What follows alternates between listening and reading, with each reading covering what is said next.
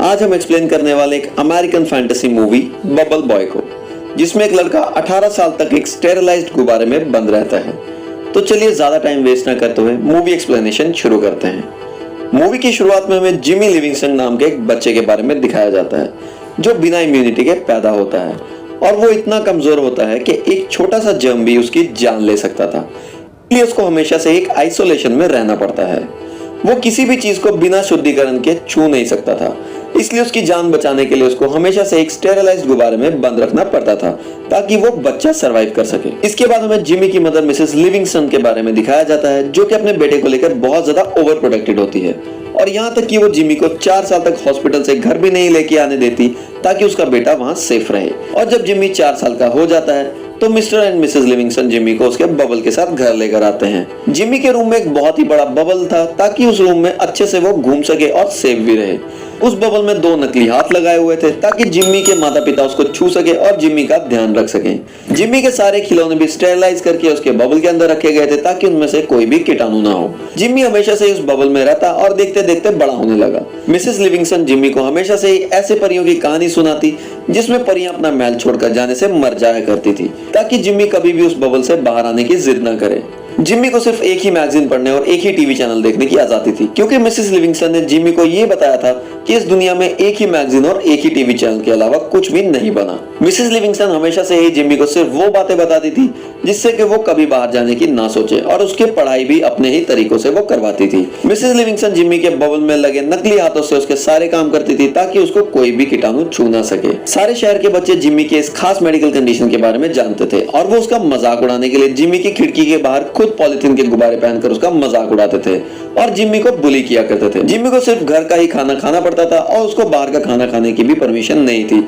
यहाँ तक कि जिमी के घर का खाना भी एक खास तरह के स्टेरिलाइज सिस्टम से स्टेरिलाइज किया जाता था। इसके बाद हमें मूवी में लूप देखने को मिलता है और सीन शिफ्ट होता है कुछ सालों बाद, जब जिमी 16 साल का हो गया था। अब हमें जिमी की आवाज में एक नरेशन सुनाई मिलती है जब जिमी बताता है कि वो अपनी लाइफ से बहुत ज्यादा खुश है और जैसे बाकी के बच्चे अपनी जिंदगी जीते हैं उसको भी अपनी लाइफ से कोई गिला शिकवा नहीं है। जिमी के 16वें बर्थडे पे उसके पापा उसको इलेक्ट्रिक गिटार देते हैं, जिसको लेकर जिमी बहुत खुश हो जाता है। एक दिन जिमी को अपनी खिड़की से बाहर एक लड़की दिखाई देती है और उस दिन उसका दुनिया को देखने का नजरिया बदल जाता है। उस लड़की का नाम क्लो होता है और जिमी को उससे पहली नजर का प्यार हो जाता है, मगर जिमी जानता है कि वो चाहकर भी कुछ नहीं कर सकता और जिमी ने आज तक अपनी मदर के अलावा किसी और लड़की को देखा भी नहीं था, इसलिए उसको क्लो के लिए अपनी फीलिंग्स भी समझ नहीं आ रही थी। एक दिन मिसेस लिविंगस्टन जिमी की फीलिंग को भांप लेती है और उसको एक मनगढ़ंत कहानी बना के सुनाती है जिसमें एक लड़का अपने पड़ोस वाली लड़की से प्यार कर बैठता है और एंड में उसकी जान चली जाती है क्योंकि वो दोनों रिलेशनशिप में आ जाते हैं। अगले कुछ महीनों तक जिमी क्लो को हर रोज अपनी खिड़की से देखा करता था, मगर वो कभी भी मिसेस लिविंगस्टन या किसी और से कुछ नहीं बोल पाया। क्लो हमेशा से ही नोटिस करती कि जिमी उसको रोजाना देखता है, मगर वो भी जिमी को कभी कुछ नहीं कहती थी। जिमी बताता है कि उसको क्लो को देखकर अंदर ही अंदर कुछ हो रहा था, मगर उसको मालूम नहीं था कि ये कैसी फीलिंग है। क्लो के फ्रेंड्स क्लो को जिमी और उसके मेडिकल कंडीशन के बारे में बताते हैं और उसको बबल बॉय बोलकर जिमी का मजाक उड़ाते हैं, लेकिन क्लो को ये बात पसंद नहीं आती और वो अपने दोस्तों को ऐसा करने से मना कर देती है। एक दिन क्लो जिमी के घर उसको मिलने जाती है। वैसे किसी को भी जिमी के रूम में जाने या फिर उससे मिलने की परमिशन नहीं थी, लेकिन उस दिन मिस्टर लिविंगस्टन घर पर होते हैं और वो क्लो को अंदर आने की परमिशन दे देते हैं। क्लो जिमी का घर और उसके प्लास्टिक ट्यूब सिस्टम को देखकर हैरान हो जाती है और जैसे ही जिमी के कमरे में पहुंचती है, जिमी उसको देखकर बौखला जाता है और उसको समझ नहीं आता कि वो क्लो के सामने कैसा रिएक्ट करे, क्योंकि उसने अपनी मदर के अलावा किसी भी फीमेल से आज तक बात नहीं की थी। क्लो जिमी से बात करती है और उसको बताती है कि उसको जिमी का गिटार बहुत पसंद है। ये सुनकर जिमी उसको अपना गिटार देता है और क्लो को जिमी गिटार बजाने भी सिखाता है। इस तरह उस दिन के बाद क्लो और जिमी हर दिन अब जिमी के घर मिलने लगते हैं। मिसेस लिविंगस्टन को जिमी और क्लो की दोस्ती अच्छी नहीं लगती और अब वो जिमी को बोलती है कि क्लो का मिलना उसके लिए खतरनाक हो सकता है, लेकिन जिमी मिसेस लिविंगस्टन को बोलता है कि क्लो उसकी इकलौती दोस्त है, जिस वजह से मिसेस लिविंगस्टन कुछ नहीं कर पाती और इस तरह से दोनों का मिलने का सिलसिला चलता रहता है। क्लो जिमी को उसके 17th बर्थडे पे उसको एक गिनी पिग गिफ्ट करती है और ढेर सारे बच्चों को उसके पास भी लेकर आती है ताकि वो लोग जिमी के साथ खेल सकें। एक रात क्लो बहुत ज्यादा शराब पी लेती है और जिमी को अपने दिल की बात बताने के लिए खिड़की के रास्ते घर पहुंच जाती है और पाइप के जरिए जिमी को बबल में घुसने की कोशिश करती है, मगर अंदर घुसने से पहले ही वो बेहोश हो जाती है। इसके बाद सीन शिफ्ट होता है क्लो के कॉलेज फंक्शन वाली रात पर, जब क्लो का बॉयफ्रेंड मार्क क्लो को कॉलेज के लिए पिक करने आता है। जिमी उसको देखकर दुखी हो जाता है और उसको लगता है कि क्लो अब उससे दूर हो जाएगी। मार्क जिम्मी को सिगरेट ऑफर करता है मगर जिम्मी लेने से मना कर देता है क्योंकि उसको पता ही नहीं था कि सिगरेट होता क्या है। एक रात जिम्मी मार्क और क्लो को रोमांस करता हुआ देख लेता है और उसको बहुत ज्यादा बुरा लगता है और उसके अगले ही दिन क्लो जिम्मी के पास आती है और उसको बताती है कि उसने और मार्क ने सगाई कर ली है और अगले हफ्ते वो लोग नियाग्रा फॉल्स के पास जाकर शादी करने वाले हैं। ये सुनकर जिम्मी बहुत ज्यादा दुखी हो जाता है मगर वो क्लो को अपने इस दर्द का एहसास नहीं होने देता। क्लो जिम्मी के लिए एक गिफ्ट लेकर आती है और जिम्मी को दे देती है मगर जिम्मी क्लो को इग्नोर कर देता है और वो क्लो का दिया हुआ गिनी पिग भी उसको वापस कर देता है। ये देखकर क्लो बहुत ज्यादा दुखी हो जाती है और वहां से चली जाती है। कुछ देर बाद जिम्मी क्लो का दिया हुआ गिफ्ट खोलता है। उसमें एक स्नोबॉल होता है जिसमें क्लो ने जिम्मी के लिए एक नोट छोड़ा होता है जिसपे लिखा होता है आई लव यू। ये देखकर जिम्मी को अपनी गलती का अंदाजा हो जाता है और वो क्लो का नाम जोर जोर से चिल्लाने लगता है मगर अब कोई फर्क पड़ने वाला नहीं था क्योंकि क्लो नियाग्रा फॉल्स के लिए चली गई थी। इसके बाद जिम्मी नियाग्रा फॉल्स जाने का फैसला करता है ताकि वो क्लो और मार्क की शादी को रोक सके। जिम्मी अपने लिए एक बड़ा सा बबल बनाता है और अपने घर वालों को बताए बिना घर से भाग जाता है। जिम्मी वहां से एक बस स्टॉप पर पहुंचता है जहां वो बस वाले से नियाग्रा फॉल्स जाने के लिए कहता है मगर पैसे न होने की वजह से उसको टिकट नहीं मिलती। उदास होकर जिम्मी रोड क्रॉस करने लगता है मगर ठीक उसी टाइम पर एक बस से जिम्मी का एक्सीडेंट हो जाता है और जिम्मी धक्का खाकर बहुत दूर जाकर गिरता है मगर उसके बबल की वजह से उसको चोट नहीं लगती और बस से कुछ लोग निकलकर जिम्मी की मदद करते हैं और उसको लिफ्ट दे देते हैं। कुछ दूर चलने के बाद जिम्मी उन लोगों के भगवान का मजाक उड़ाता है और वो लोग जिम्मी को बस से बाहर फेंक देते हैं। जब वो लोग अपने गुरु के पास पहुंचते हैं तो उनका गुरु उनको बताता है कि उनको भगवान का भेजा हुआ एक दूत मिलने आएगा जो एक घेरे के अंदर बंद होगा। ये सुनकर वो लोग अपने गुरु को जिम्मी के बारे में बताते हैं और उनका गुरु उन सबको जिम्मी को तलाश करने के लिए भेज देता है। बस से फेंके जाने के बाद जिम्मी स्लिम नाम के एक बाइकर से मिलता है और उसको अपने और क्लो की लव स्टोरी के बारे में बताता है। वो स्लिम से कहता है कि उसको किसी भी हाल में नियाग्रा फॉल्स पहुंचना है ताकि वो क्लो और मार्क की शादी को रुकवा सके। ये सुनकर स्लिम को अपनी पुरानी गर्लफ्रेंड की याद आ जाती है और वो जिम्मी को बताता है कि उसकी भी एक गर्लफ्रेंड थी जिसकी किसी और से शादी हो गई है मगर अब भी वो उसको बहुत ज्यादा प्यार करता है और स्लिम जिम्मी को नियाग्रा फॉल्स ले जाने के लिए तैयार हो जाता है। इधर घर पर जब मिसेस लिविंगस्टन को जिम्मी के लापता होने के बारे में पता चलता है तो वो बहुत ज्यादा घबरा जाती है और मिस्टर लिविंगस्टन के साथ जिम्मी को ढूंढने निकल जाती है क्योंकि अगर उन्होंने पुलिस में कंप्लेन भी की तो वो लोग किसी के भी गुम हो जाने के 24 घंटे बाद ही अपनी कार्रवाई करते हैं। इधर जिम्मी और स्लिम चलते चलते लास वेगस पहुंच जाते हैं जहां वो लोग एक कसिनो में रेस्ट करने के लिए रुकते हैं। स्लिम और जिम्मी दोनों उस रात बहुत ज्यादा मजा करते हैं और स्लिम जिम्मी को बोलता है कि आज की रात उन्हें यहीं रेस्ट कर लेना चाहिए लेकिन जिम्मी बहुत ज्यादा टेंशन में होता है क्योंकि उसके पास सिर्फ 2 ही दिन होते हैं क्लो की शादी को रोकने के लिए। इसलिए वो स्लिम की बाइक चुराता है। उसके बाद वो कसिनो से भाग जाता है।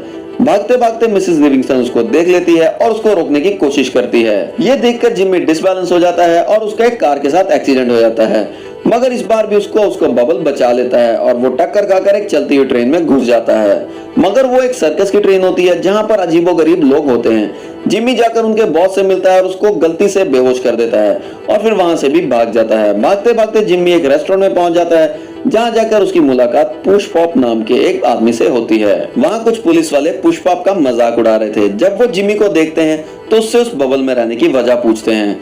जिम्मी उन पुलिस वालों को बताता है कि उसके पास कोई भी इम्यूनिटी नहीं है और वो एक लाइलाज बीमारी से गुजर रहा है जिसमें अगर वो इस बबल से बाहर आया तो मर जाएगा। ये सुनकर पुलिस वालों को लगता है कि जिम्मी को एक बहुत ही भयानक बीमारी है जो कि दूसरों में भी फैल सकती है और इस वजह से वो लोग वहां से भाग जाते हैं। लेकिन इसके बाद रेस्टोरेंट में आग लग जाती है और वहां अफरा तफरी मच जाती है।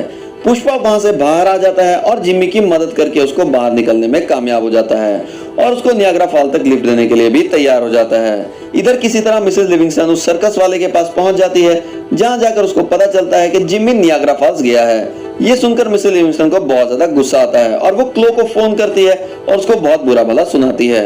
इधर पुष्पॉप गलती से एक गाय को टक्कर मार देता है जिस वजह से उसको बहुत दुख होता है क्योंकि पुष्पॉप के धर्म में वो लोग गाय को अपनी देवी मानते हैं मगर जिम्मी पुष्पॉप का मजाक उड़ाता है जिस वजह से पुष्पॉप जिम्मी को वहीं छोड़कर चला जाता है। जिम्मी किसी तरह से न्यूयॉर्क पहुंच जाता है और पीपी नाम के एक आदमी से लिफ्ट मांगता है। पीपी जिम्मी को लिफ्ट देने के लिए तैयार हो जाता है और रात भर ड्राइव करने के बाद सुबह जिम्मी को रियलाइज होता है कि पेपी तो ऑलरेडी मर चुका है जिस वजह से जिम्मी की कार का एक्सीडेंट हो जाता है और वो जाकर एक ग्रोसरी शॉप में टकरा जाता है। ग्रोसरी शॉप पर जाकर जिम्मी क्लियो को फोन करने की कोशिश करता है मगर उसका फोन मार्क उठाता है और वो जिम्मी को बोलता है कि अगले 1 घंटे में मार्क और क्लियो की शादी होने वाली है इसलिए जिम्मी जो भी कर रहा है वो सब बेकार है, उसका मेहनत करने का कोई फायदा नहीं होगा और मार्क और क्लियो की शादी को वो रोक नहीं पाएगा। ये सुनकर जिम्मी बहुत ज्यादा दुखी हो जाता है और वो अपनी मदर मिसेस लिविंगस्टन को फोन करता है। मिसेस लिविंगस्टन आकर जिमी को पिक करती है और उसको घर चलने के लिए कहती है, मगर जिमी के पापा उसको बोलते हैं कि उसको बिना कोशिश किए हार नहीं माननी चाहिए। इसलिए जैसे ही मिसेस लिविंगस्टन बाथरूम जाती है, जिमी वहां से भाग जाता है। जैसे ही मिसेस लिविंगस्टन जिमी का पीछा करती है तो वहां जिमी की मदद करने के लिए स्लिम और बाकी के धर्मगुरु के लोग भी पहुंच जाते हैं और उसके बाद स्लिम की मिसेस लिविंगस्टन से मुलाकात होती है और हमको पता चलता है कि मिसेस लिविंगस्टन कोई और नहीं बल्कि स्लिम की पुरानी गर्लफ्रेंड वाइल्डफायर है। भागते भागते जिमी एक रनवे में पहुंच जाता है जहां वो एक प्लेन में बैठकर नियाग्रा फॉल्स की तरफ निकल पड़ता है, मगर वो प्लेन भी पानी में क्रैश हो जाता है और जिमी नियाग्रा फॉल्स में गिर जाता है। बट उसका बबल फिर एक बार उसकी जान बचा लेता है और वो डूबने से बच जाता है। जिमी किसी तरह से पानी से बाहर आ जाता है और उस जगह पहुंच जाता है जहां क्लियो और माँ की शादी होने वाली थी। जिमी क्लियो से अपने प्यार का इजहार करता है और अपने प्यार को साबित करने के लिए अपना बबल फाड़ देता है और क्लियो को किस करने लगता है, मगर जैसे ही वो क्लियो को किस करता है जिमी बेहोश होकर जमीन पर गिर जाता है। क्लियो जिमी को उठाने की कोशिश करती है मगर वो नहीं उठता। ठीक उसी वक्त जिमी के माता पिता भी वहां पहुंच जाते हैं और मिसेस लिविंगस्टन जिमी को इस हाल में देखकर रोने लगती है। ये देखकर मिस्टर लिविंगस्टन मिसेस लिविंगस्टन को जिमी की सच्चाई बताने के लिए कहती है।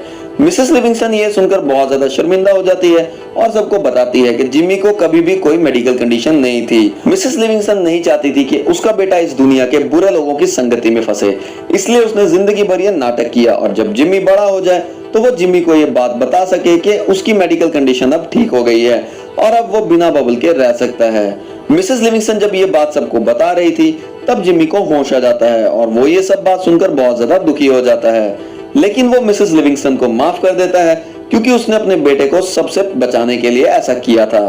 फिर जिमी क्लियो को गले लगा लेता है और सब लोग तालियां बजाने लगते हैं। इसके बाद सीन शिफ्ट होता है कुछ महीनों बाद जब जिमी और क्लियो की शादी हो जाती है और स्लिम मिसेस लिविंगस्टन और मिस्टर लिविंगस्टन एक साथ रहने लगते हैं।